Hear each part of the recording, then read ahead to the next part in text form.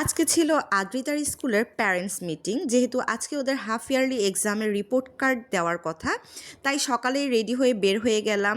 তো যাওয়ার পথে হচ্ছে গিয়ে সাজ্জাদের অফিসে এই ব্লেন্ডারটা দিয়ে যাচ্ছি, কারণ ব্লেন্ডারটা নষ্ট হয়ে গিয়েছে আর সাজ্জাদ বলেছিল ওর পরিচিত একজন আছে, সে ঠিক করাই দিতে পারবে। তো ওর অফিসে গিয়ে ব্লেন্ডারটা দিয়ে আমি আবারও রওনা দিলাম আদ্রিতার স্কুলের উদ্দেশ্যে। আজকে যে কি গরম ছিল ভাইরে ভাই, সেটা বলার মতো না। মনে হচ্ছিল রাস্তার মানুষ সিদ্ধ হয়ে যাবে, প্রচণ্ড গরম। হাঁপাতে হাঁপাতে আমি শেষমেশ আদ্রিতার স্কুলে গিয়ে পৌঁছালাম। স্কুলে গিয়ে দেখি কারেন্ট নাই, লিফটও বন্ধ, আর মিটিং রুম হচ্ছে মিটিংটা হচ্ছে 6 তলায়। শেষমেশ সিঁড়ি দিয়ে উঠতে শুরু করলাম। অডিটোরিয়ামে গিয়ে দেখি বেশ অনেক গার্ডিয়ান আর বাচ্চারা অলরেডি বসে আছে। আমিও গিয়ে বসে পড়লাম গরম একটা জায়গায়। দেন আদ্রিতা আমাকে এসে নিয়ে জানালার পাশে বসালো। তো ওদের অডিটোরিয়ামটা চারপাশ থেকে খোলা, বিল্ডিংটাই খোলা, তাই বেশ বাতাস আসছিল। এর মধ্যেই কারেন্টও চলে এলো আর প্রিন্সিপাল স্যার ম্যাডামরাও চলে এলেন। এই যে আদ্রিতা আর ওর 3 বান্ধবী, এরা হচ্ছে গিয়ে সবসময় একসাথেই থাকে। তো আদ্রিতার সামনে যে এই যে মিসকে দেখছেন, উনি হচ্ছে শাম্মী মিস, আদ্রিতার টিচার। উনি বেশ কোয়ালিফাইড একজন টিচার। ওনাকে দেখেই আমি হচ্ছে গিয়ে চোখ বন্ধ করে এই স্কুলে আদ্রিতাকে দিয়েছিলাম। এর মধ্যে বাইরে বৃষ্টি শুরু হয়ে গেল, তুমুল বৃষ্টি, আবহাওয়া ঠান্ডা। আর এদিকে আদ্রিতা দেখাচ্ছে যে ওদের 3 ফ্রেন্ডকে টিচার স্টার দিয়েছে।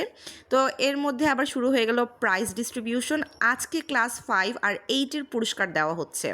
তো ফার্স্ট পজিশন হোল্ড করেছে ফিয়ান, আর সেকেন্ড হয়েছিল একটা ছেলে, সে অসুস্থ থাকার কারণে আসতে পারেনি। আর থার্ড পজিশনটা হলো আমার আদ্রিতার। যখন আদ্রিতার নামটা অ্যানাউন্স করলো, আমার মেয়েটা স্টেজে উঠে গেল আর কি। তো সত্যি বলতে আমার মেয়ে বরাবরই আমাকে খুব প্রাউড ফিল করায়। আদ্রিতা খুব বেশি পড়াশোনা করে না। অনেক বাচ্চা আছে না সারাদিন গাধার মতো পড়ে, কিন্তু আমার মেয়ে পরীক্ষার ঠিক 1-2 দিন আগে সিরিয়াসভাবে পড়ে, তারপরও সে রেজাল্ট খুব ভালো করে মাশাআল্লাহ। আর যদিও ভাবেন ঠিক মতো পড়তো, গাধার মতো, তাহলে তখন তো সে একেবারে ফাটিয়ে দিত।